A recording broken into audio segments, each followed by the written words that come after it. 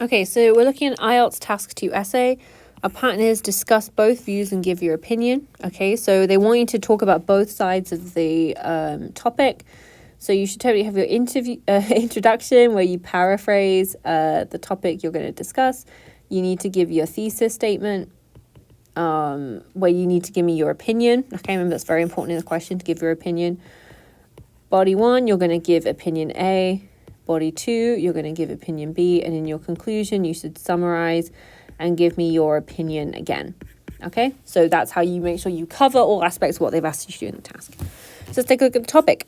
Some people believe that visitors to other countries should follow local customs and behavior. Others disagree and think that the host country should welcome cultural differences. Discuss both these views and give your opinion. Okay, well, I think it's actually quite an interesting topic to think about. I'm a foreigner, sort of living as a guest in this country, in Korea. And so it's something that I think comes up a lot when you're sort of an expat. If any of you are listening have done study abroad or lived abroad in other countries, you'll probably have had the same feeling of, you know, how much should you change yourself to fit with local culture?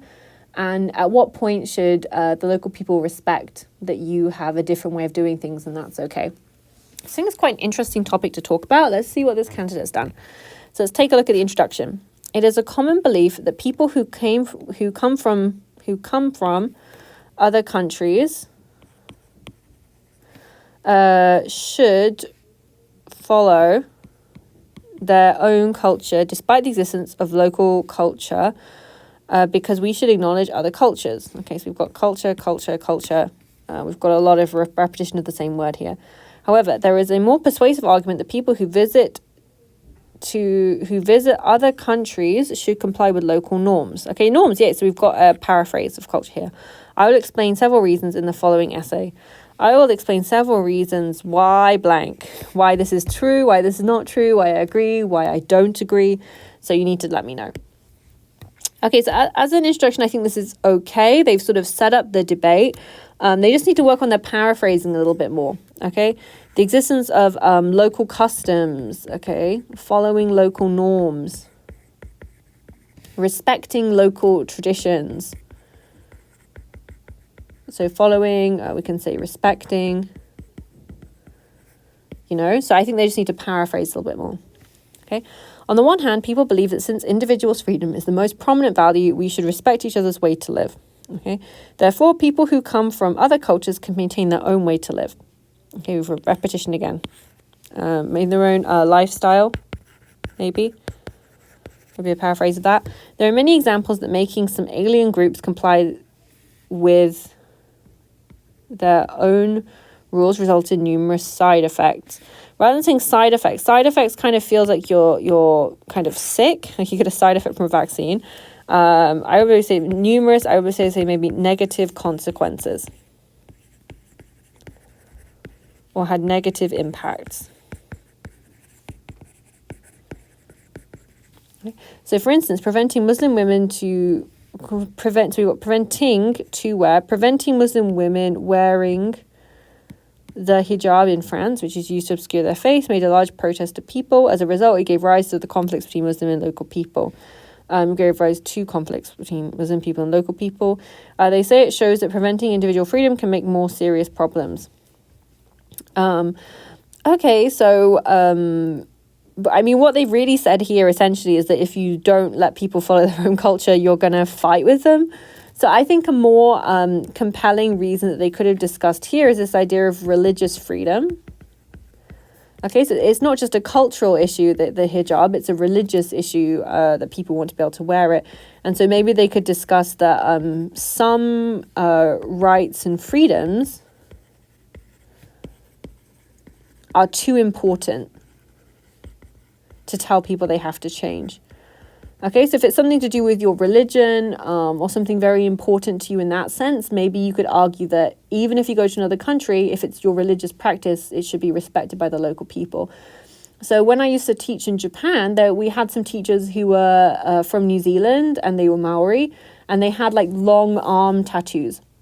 It's very important to Maori culture. It's a very important part of their tradition. to have these kind of tattoos. And because we were in Japan, they were told they had to wear sleeves to cover the tattoos all the time. And so if you imagine Japan is just as hot as Korea, having to wear these long arm sleeves all the time, even in summer, because they were, well, in Japan, tattoos are a bad thing.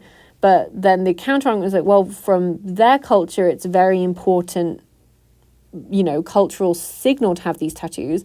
And the point of them being here to teach is also to spread their culture. So shouldn't you let them show their tattoos? So sometimes if it's a very sensitive cultural issue or it's a religious issue, maybe this person wants to argue that some freedoms are more important. So if you go to another country, they should respect your religious freedom.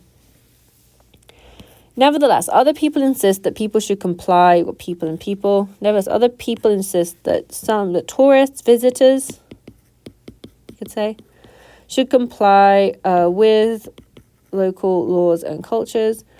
There are some reasons why they argue like this. Above all, compliance with those norms can make the society more stable.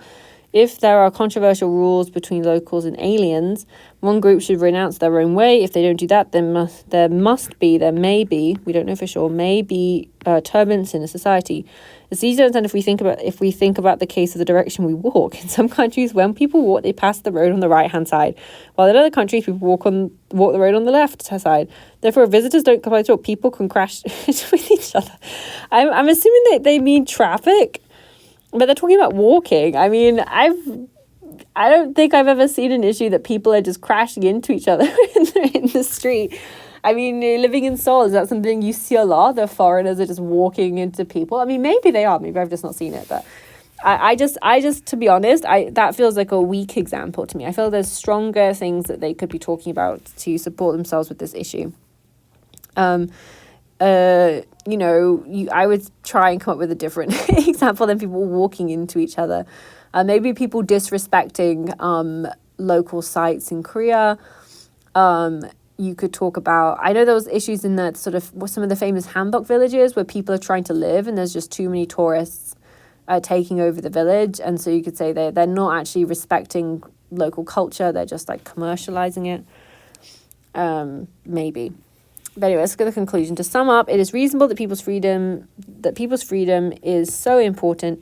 If people do not respect it, it can lead to serious conflicts in a society. However, it is undeniable that in more cases, people can have a worse situation if they do not comply with local rules. Taking into account this vulnerability, aliens should keep local rules when they visit.